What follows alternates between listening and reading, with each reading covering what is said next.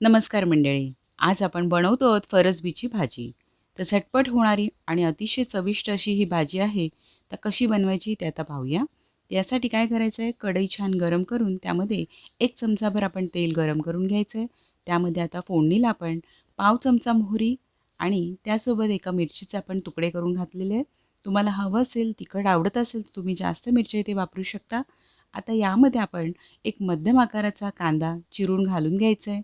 छान आपल्याला कांदा व्यवस्थित परतवून घ्यायचा आहे. कांदा थोडा नरम होण्याची वाट पाहायची. कांदा नरम झाला की यामध्ये आपण पाव चमचा हळद घालून घ्यायची. आता हळद आपल्याला व्यवस्थित परतवून घ्यायची. तिचा कच्चेपणा जाईपर्यंत आपल्याला तिला परतवून घ्यायचे. इथे आपल्याला गॅस मंदच ठेवायचा आहे, जेणेकरून आपली हळद जळणार नाही. आता हळद व्यवस्थित मिक्स झाली की आपण यामध्ये आपली फरसबी घालून घेणार आहोत. फरसबी इथे मी बारीक चिरून घेतलेली आहे आणि आता ही साधारण अर्धा किलो फरसबी आहे. स्वच्छ धुवून तिचे टोकं काढून आपल्याला तिला कापून घ्यायचं आहे. आता फरसबी आपण व्यवस्थित परतवून घ्यायची आहे. इथे आपण पाव चमचाच हळद घातलेली आहे, कारण आपल्याला भाजी थोडी हिरवट रंगावरती हवी आहे म्हणून. व्यवस्थित ढवळून घ्यायचं आहे. थोडीशी भाजी आणण्याची वाट पाहायची आणि ह्या भाजीला आपण झाकण ठेवत नाही आहोत. आता आपली भाजी छान अशी आळली आहे. तुम्ही पाहू शकता अर्धा किलो इथे मी भाजी घातली होती. थोडीशी आता ती आळून कमी झालेली आहे. आता इथे चवीपुरतं मीठ घालून घ्यायचं आहे. मीठ घातल्यानंतर पुन्हा एकदा ढवळून घ्यायचं आहे. छान भाजी एकत्र करून घ्यायची. तुम्ही पाहू शकता मस्त हिरवा हिरवा रंग दिसतोय.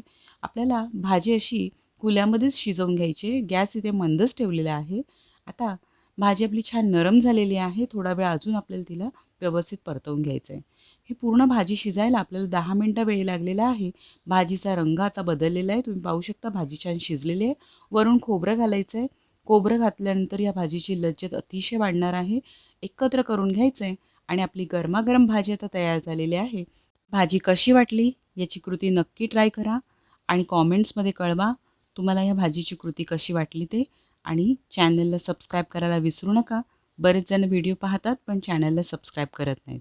तर कृपया सबस्क्राईब करा. धन्यवाद.